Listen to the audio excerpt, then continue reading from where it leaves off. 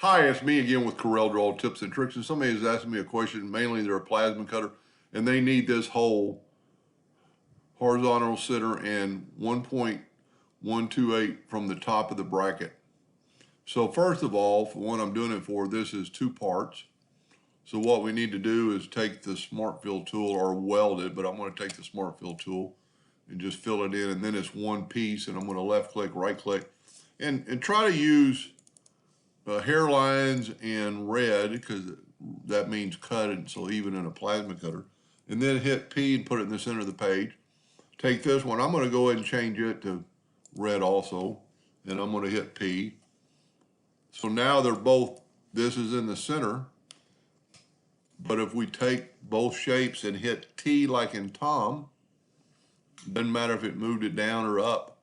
You could do that if you select this first, hold down the shift key, select that, and then hit T, it'll go to the top. And then just take your nudge factor, and it was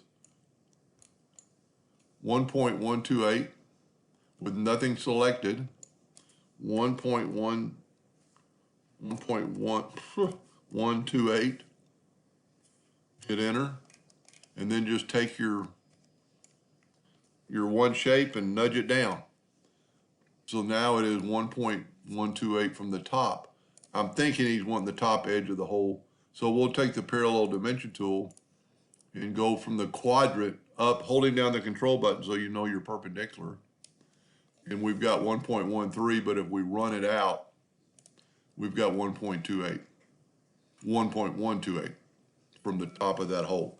So there's that question. I'm going to try to answer this next question on the next video. But that's how I would do it. Hope that helped. Thank you for watching.